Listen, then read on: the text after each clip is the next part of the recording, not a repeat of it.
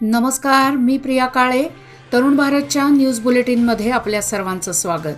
आता पाहूया ठळक घडामोडी. धरण आणि पाणलोट क्षेत्रात झालेल्या मुसळधार पावसामुळे बेळगाव शहराला पाणी पुरवठा करणारे राकसकोट जलाशय भरून वाहत आहे. गुरुवारी सायंकाळी जलाशयाचे 2 दरवाजे 2 इंचांनी उघडले असून जलाशय तुडुंब भरण्यासाठी अद्याप 2 फूट पाण्याची गरज आहे. जलाशयात एकूण 2475 फुटांपैकी 2473 फूट पाणीसाठा उपलब्ध आहे. हा जलाशय तुडुंब झाल्याने बेळगावकरांची यंदाची पाण्याची समस्या मिटली म्हणावी लागेल. बेळगावच्या इतिहासात यंदा प्रथमच राकसकोट जलाशय वेगाने भरून 2 दरवाजे उघडून पाण्याचा विसर्ग सुरू करण्यात आला आहे. राकसकोट जलाशयातून पाण्याचा विसर्ग सुरू झाल्याने बेळगाव शहरालगत वाहणाऱ्या मार्कंडेय नदीत पाणी वाढले आहे. दरवर्षी जुलै अखेर किंवा ऑगस्टमध्ये भरणारे जलाशय जुलैच्या मध्यावधीतच भरल्याने ही बाब बेळगावकरांसाठी आनंदाची आहे. जोरदार पावसावेळी मसगावच्या मुख्य रस्त्यावरील झाड दुचाकीवर व विद्युत तारांवर कोसळले. यावेळी जवळ पार्किंग केलेल्या कारवर विद्युत खांब देखील कोसळला. यावेळी तिथे कोणीच नव्हते, त्यामुळे मोठा अनर्थ टळला आहे. कामगार कार्यालयापासून काही अंतरावर असलेले मोठे झाड दुचाकीवर कोसळले. याचबरोबर ते झाड विद्युत तारांवर देखील कोसळल्याने विद्युत तारांसह खांब देखील पार्किंगवर केलेल्या कारवर कोसळला. यावेळी मोठा आवाज झाल्याने काही वेळ गोंधळ उडाला. मात्र तातडीने वीज पुरवठा खंडित करण्यात आल्याने सुदैवानेच मोठा अनर्थ टळला आहे. या घटनेमुळे परिसरात भीतीचे वातावरण पसरले आहे. सतत रहदारी असलेल्या व गजबजलेल्या या रस्त्यावर ही घटना घडताच काही तरुणांनी तातडीने दोन्ही बाजूनी रस्ता बंद केला. त्यानंतर हेस्कॉमच्या कर्मचाऱ्यांना बोलावून वीज तारा बाजूला केल्या. त्यानंतर झाड देखील बाजूला करण्यात आले. या घटनेमुळे काही वेळ वाहतूक बंद करण्यात आली होती. सध्या पावसाचा जोर वाढला असल्यामुळे गाळ काढता येणार नसला तरी पुराचा धोका लक्षात घेऊन प्रशासनाने किमान बेळ्ळारी नाल्यातील प्रचंड प्रमाणात वाढलेल्या जलपर्णीचे ताबडतोब उच्चाटन करावे अशी मागणी शेतकऱ्यांच्या वतीने शेतकरी राजू मर्वे यांनी केली आहे. सध्या पडत असलेल्या पावसाच्या पार्श्वभूमीवर मर्वे म्हणाले की अलीकडे बेळ्ळारी नाला हा शेतकऱ्यांसाठी वरदान ठरण्याऐवजी पुराच्या स्वरूपात मोठी समस्या ठरत आहे. पूर्वी ही समस्या नव्हती, मात्र 2013 पासून पुराची समस्या मोठ्या प्रमाणावर भेडसावत आहे. येळ्ळूर रोड येथील पुलाचा तळ खाली आहे आणि राष्ट्रीय महामार्गाच्या पुलाचा तळ 6 इंच वर आहे. त्यामुळे राष्ट्रीय महामार्गाच्या ठिकाणी 1 इंच पाणी तुंबले तर येळ्ळूर रोडच्या ठिकाणी ते 1 फूट साचलेले असते.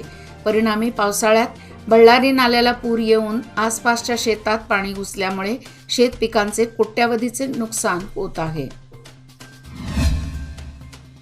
कौलापूरवाडा येथील क्वालिटी पोल्ट्री फार्मच्या नव्या प्रोजेक्टबाबत शासकीय अधिकाऱ्यांनी मवाळ भूमिका घेतल्याने कौलापूरवाडा वासियांचा या पोल्ट्री फार्मला तीव्र विरोध असताना या ठिकाणी पोल्ट्री फार्मची उभारणी करण्यात येत असल्याने खानापूर तालुका काँग्रेसचा याबाबत तीव्र आक्षेप असून जर क्वालिटी पोल्ट्री फार्मने आपला प्रोजेक्ट रद्द न केल्यास तीव्र आंदोलन करण्यात येईल असा इशारा ब्लॉक काँग्रेसचे अध्यक्ष महादेव कोळी यांनी तरुण भारतशी बोलताना दिला आहे. त्यामुळे या परिसरात माशामुळे अनेक रोगराईंना आमंत्रण मिळत होते. तसेच या माशामुळे कौलापूरवाडा वासियांना जीवन जगणे कठीण बनले होते. त्यामुळे या परिसरात पुन्हा प्रमाणात प्रदूषण होणार आहे.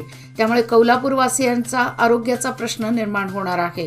याबाबत कौलापूरवाडा वासियांनी बैलूर ग्रामपंचायतीला लेखी निवेदन देऊन नव्याने उभारण्यात येणाऱ्या हॅचरीला विरोध केला आहे. कारवार जिल्ह्यातील कुमठाजवळील बर्गी येथे राष्ट्रीय महामार्ग क्रमांक 66 वर पुन्हा दरड कोसळली आहे. आता पुन्हा दरडी कोसळण्याच्या प्रमाणात वाढ झाल्याने या मार्गावरील संपूर्ण वाहतूक बंद ठेवण्यात आली आहे. सुदैवाने आजच्या दुर्घटनेत कोणतीही जीवितहानी झाली नाही. सदर दरड हटवण्यासाठी IRB बांधकाम कंपनी कामाला लागली आहे. पोलीस प्रशासन अधिकारी घटनास्थळी तळ ठोकून आहेत. मागील 2 आठवड्यापासून कारवार जिल्ह्यात मुसळधार पाऊस सुरू आहे. सर्वत्र पाणीच पाणी साचले असून ठिकठिकाणी दरडी कोसळणे, वाहतूक ठप्प होणे आदीमुळे जनता मेटाकुटीला आली आहे. हवामान खात्याकडून जोरदार पावसाचा इशारा देण्यात आला आहे. त्यामुळे नागरिकांनी स्वतःची काळजी घ्यावी असे आवाहन करण्यात आले आहे. बेळगावच्या पश्चिम भागामध्ये गेल्या 4 दिवसांपासून पडत असलेल्या मुसळधार पावसामुळे आणि राकसकोट धरणाचे 2 दरवाजे उघडल्याने या भागातून वाहणाऱ्या मार्कंडेय नदीला महापूर आल्याने नदीच्या दुतर्फा पसरलेल्या हजारो एकर जमिनीतील नदीकाठचा भाग जलमय झाला असून शेतातील कोवळी पिके पाण्याखाली गेली आहेत. शिवाय या भागातील असलेल्या नाल्यांनाही पूर आल्याने या पुराचे पाणी सभोवतालच्या शेतवडीत शिरले आहे. सदर रोपांनी अद्याप मूळही धरलेले नाही आणि अचानक आलेल्या या पुरामुळे लावलेली कोळी रोपे वाहून गेल्याने शेतकऱ्यांना दुबार भात रोप लागवडीचे संकट येऊन ठेपले आहे. खानापूर तालुक्यात गेल्या 2 दिवसांपासून जोरदार पावसाला सुरुवात झाली असून काल आज दिवसभर पावसाचा जोर कायम आहे. तालुक्यातील सर्वच नदी नाले दुथडी भरून वाहत आहेत. त्यामुळे तालुक्यातील अनेक गावांचा संपर्क काही वेळ खानापूरशी तुटला होता. तालुक्याच्या ग्रामीण भागात आतापर्यंत 29 घरांची पडझड झाली आहे. त्यात 18 घरांचे मोठ्या प्रमाणात नुकसान झाले आहे. याबाबतची नोंद तहसील कार्यालयात करण्यात आली आहे. पावसामुळे तालुक्यातील जनजीवन ठप्प झाले आहे. तहसीलदार प्रकाश गायकवाड यांनी गोलीहळ्ळी येथील पडझड झालेल्या घराची पाहणी केली. बेकायदेशीर बीपीएल कार्डे मिळवणाऱ्यांवर कारवाई करण्याचे अन्न व नागरी पुरवठा खात्याचे दुर्लक्ष झाले आहे. त्यामुळे कार्डे रद्द केल्यानंतरही काही लाभार्थी पुन्हा नव्याने अर्ज करण्यासाठी पुढे येत आहेत. त्यामुळे खात्याची डोकेदुखी पुन्हा वाढणार आहे. खोटी कागदपत्रे पुरवून विविध योजनांचा लाभ घेण्यासाठी बीपीएल कार्ड घेणाऱ्यांची संख्या वाढली आहे. अशावर मध्यंतरी खात्यामार्फत कारवाई करण्यात आली होती. सदर लाभार्थ्यांची कार्डे रद्द करून दंडही वसूल करण्यात आला होता. मात्र आता खात्याचे बोगस कार्ड धारकांकडे दुर्लक्ष झाले आहे. राज्य सरकारकडून बोगस कार्ड धारकांवर कारवाई करावी असा आदेश जारी करण्यात आला आहे. अन्न व नागरी पुरवठा विभागाच्या अधिकाऱ्यांकडून या कारवाईकडे कानाडोळा झाला आहे. कारवार तालुक्यातील काळी नदीवरील कद्रा धरणाचे आज 8 दरवाजे उघडले. धरणाच्या पाणलोट क्षेत्रात गेल्या 4 दिवसापासून मुसळधार पाऊस पडत आहे. कद्रा धरणाचे 8 दरवाजे उघडून 61 क्युसेक इतके पाणी काळी नदीच्या पात्रात सोडण्यात आले आहे. पाणलोट क्षेत्रात मुसळधार पाऊस होत असून 45 क्युसेक इतके पाणी धरणात वाहून येत आहे. जगातील मोठी संगणक कंपनी मायक्रोसॉफ्टचा सर्व्हर डाऊन झाला आहे. या सर्व्हरमध्ये बिघाड झालाय. त्याचा फटका सगळ्याच जगाला बसला आहे. जगभरातील एअरपोर्ट विमानसेवा ठप्प झाली आहे. अनेक विमानांची उड्डाणे रखडली आहेत. तिकीट बुकिंग पासून चेक इन पर्यंत वेगवेगळ्या अडचणींचा सामना करावा लागतोय. भारतातील एअरपोर्ट विमानसेवेवर मोठा परिणाम झालाय. मायक्रोसॉफ्टच्या सर्व्हरमध्ये बिघाड झाल्यानंतर ऑस्ट्रेलियातील इमर्जन्सी बैठक सुरू आहे. भारताने याबद्दल मायक्रोसॉफ्टशी संपर्क साधला असता भारतातील 3 मोठ्या एअरलाइन्स कंपन्यांवर थेट परिणाम झालाय. यात इंडिगो, स्पाइसजेट आणि अकासा या कंपन्या आहेत. सायबर सिक्युरिटी प्लॅटफॉर्म क्लाउडस्ट्राईकमध्ये अडचण आल्याने सेवा प्रभावित झाली आहे. मायक्रोसॉफ्ट बिघाड दूर करण्याचा प्रयत्न करत आहे. पावसामुळे Shastri road first cross Kakati येथील घर कोसळून लाखो रुपयांचे नुकसान झाले आहे. सदर कौलारू घर शांता मल्लाप्पा सुरेकर यांच्या मालकीचे आहे. शांता सुरेकर यांची घरची परिस्थिती बेताची आहे. पावसासारख्या नैसर्गिक आपत्तीने घर कोसळल्यामुळे सुरेकर कुटुंबियांनी काकती तलाठी व ग्रामपंचायतीकडे नुकसान भरपाईची मागणी केली आहे. दरम्यान घर कोसळल्याची माहिती ग्रामपंचायत सदस्य गजानन गव्हाणे यांनी शास्त्री रोड फर्स्ट क्रॉस येथे जाऊन घराची पाहणी केली. तसेच शांता सुरेकर यांना नुकसान भरपाई मिळवून देण्यासाठी सर्वतोपरी सहकार्य करण्याचे आश्वासन दिले.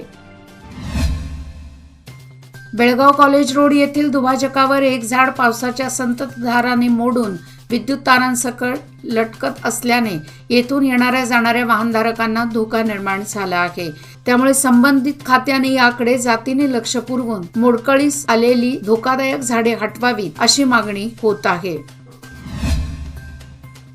दारू पिऊन रेल्वे रुळावर झोपलेल्या 3 तरुणांच्या अंगावरून रेल्वे गेल्याने त्यांचा जागीच मृत्यू झाला. डिनर पार्टीनंतर गंमत म्हणून रुळावर झोपले असताना अंगावरून रेल्वे गेली आहे. गुरुवारी रात्री उशिरा गंगावती येथे रेल्वे स्थानकाजवळ ही घटना घडली. शहरातील किल्ला भागातील मोनिश श्रीनिवास बैल पत्तार वय वर्षे 23, अन्नूर गोरम्मा कॅम्प येथील सुनील तिम्मन्ना वय वर्षे 23 आणि हिरेजंतकल येथील व्यंकट भीमराया मंगळूर वय वर्षे 20 अशी मृत झालेल्या तरुणांची नावे आहेत. राज्यात LKG, UKG व पहिली वर्गात विद्यार्थ्यांच्या शाळा प्रवेशासाठी कमाल व किमान वयोमर्यादा निश्चित करण्यात आली आहे.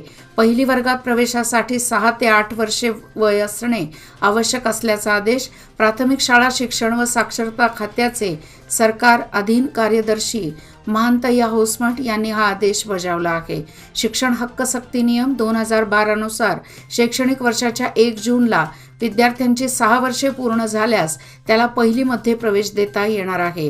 त्याचप्रमाणे 26 जुलै 2022च्या आदेशात नोंदवल्याप्रमाणे 1 जूनला 6 वर्षे पूर्ण झालेल्या मुलांना पहिली वर्गामध्ये दाखल करण्याची वयोमिती निश्चित करण्यात आली आहे. 2025 ते 26 या शैक्षणिक सालापासून याची अंमलबजावणी करण्याची दुरुस्ती आदेश बजावण्यात आला आहे. सन 2006 ते 7 मध्ये तत्कालीन राज्य सरकारने सुरू केलेल्या भाग्यलक्ष्मी योजनेअंतर्गत दारिद्र्य रेषेखाली कुटुंबातील 2 मुलींसाठी भाग्यलक्ष्मी योजना राबवण्यात येत आहे. चिकोडी व निपाणी तालुक्यात गेल्या 6 वर्षात एकूण 13,728 लाभार्थ्यांना भाग्यलक्ष्मी योजनेमध्ये सामील करून घेण्यात आले आहे. चिकोडी तालुक्यात 6 वर्षात केवळ 3,378 तर निपाणी तालुक्यात 5 वर्षात 10,250 लाभार्थ्यांना भाग्यलक्ष्मी योजनेचा लाभ देण्यात आला आहे. सदर योजना सुरू होऊन आता 18 वर्षे पूर्ण होत असल्याने पहिल्या टप्प्यातील लाभार्थ्यांच्या खात्यावर ही रक्कम जमा होणार आहे. याचबरोबर आजचे बातमीपत्र इथेच संपले. अधिक माहिती आणि ताज्या घडामोडी करता पाहत रहा तरुण भारत न्यूज चॅनल. तसेच आमच्या चॅनलला लाईक, शेअर आणि सबस्क्राईब करायला विसरू नका. आणि विश्वासार्ह बातम्यासाठी दररोज वाचा दैनिक तरुण भारत. धन्यवाद.